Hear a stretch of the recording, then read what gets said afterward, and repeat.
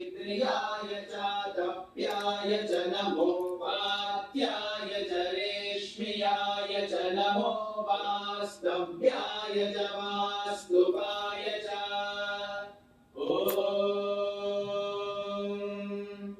हर हर हर हर ॐ नमः सोमाय च रुद्राय च नमः ताम्राय च रुणाय च नमः शङ्गाय च पशुपतये च नमः उग्राय च भीमाय च नमो